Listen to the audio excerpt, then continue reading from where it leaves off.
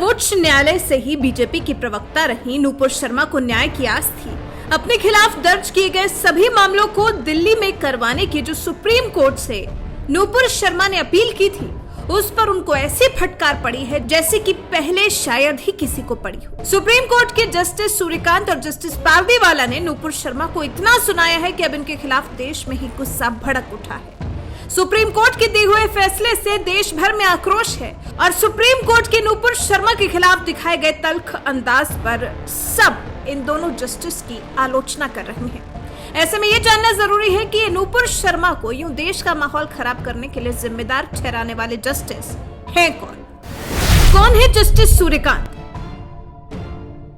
Justice Suryakant supreme court के जज हैं। इससे पहले हाई कोर्ट के भी जज रह चुके हैं। किसान परिवार से ताल्लुक रखते हैं। हिमाचल प्रदेश हाई कोर्ट में चीफ जस्टिस रह चुके हैं। यहाँ उनके सेवारत रहते हुए सुप्रीम कोर्ट की 5 सदस्यीय कॉलेजियम ने सुप्रीम कोर्ट में जज नियुक्त किए जाने को लेकर उनके नाम की सिफारिश केंद्र सरकार को भेजी थी।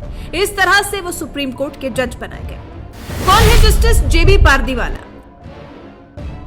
सुप्रीम कोर्ट के जस्टिस जेबी पारदीवाला का पूरा नाम जमशेद बरजोर पारदीवाला है। पारसी समुदाय से आने वाले सुप्रीम कोर्ट के ये 6ठे जज हैं। 1990 में अहमदाबाद स्थित गुजरात हाईकोर्ट में प्रैक्टिस शुरू की। 2011 में गुजरात हाईकोर्ट में एडिशनल जज के रूप में नियुक्त किए गए और साल 2013 में स्थायी जज बने। फिर कॉलेजियम सिस्टम से वो 9 मई 2022 को सुप्रीम कोर्ट के जज बनाए गए।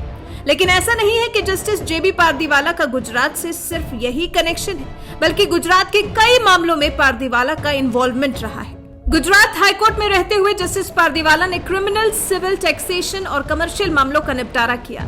साबरमती नदी में प्रदूषण के मामले में स्वतः संज्ञान लेते हुए पर्यावरण से जुड़े मामलों में भी फैसला दिया।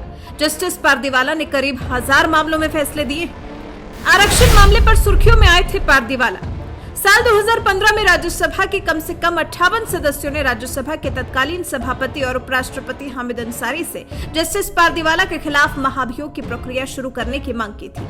राज्यसभा सांसदों का आरोप था कि पाटीदार नेता और अन्य लोगों पर दर्ज देशद्रोह की धारा हटाने की मांग वाली याचिका पर सुनवाई करते हुए जस्टिस पारदीवाला ने आरक्षण को लेकर असंवैधानिक टिप्पणी की थी। उस समय जस्टिस पारदीवाला ने कहा था, मेरा मानना है कि आरक्षण और भ्रष्टाचार 2 चीजें हैं जो देश को सही दिशा में आगे बढ़ने से रोकती है। हालांकि बाद में उनकी इस टिप्पणी को स्पीकिंग टू मिनट्स ऑर्डर से हटा दिया गया था। गुजरात कोविड मिसमैनेजमेंट केस में पारदीवाला का रोल।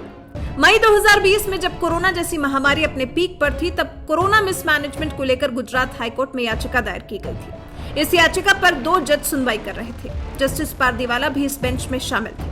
इस बेंच ने अहमदाबाद सिविल अस्पताल की तुलना कालकोठरी से की थी और सरकार के सब कुछ ठीक है वाले दावों को नकार दिया था। उस समय जस्टिस पारदीवाला ने प्रवासी मजदूरों के मुद्दों और अहमदाबाद सिविल अस्पताल में हो रही मौतों पर मीडिया रिपोर्ट्स को भी संज्ञान में लिया था। बाद में जस्टिस पारदीवाला को इस बेंच से हटा दिया गया था। तो ये है जस्टिस पारदीवाला और उनसे जुड़े कुछ दिलचस्प मामले।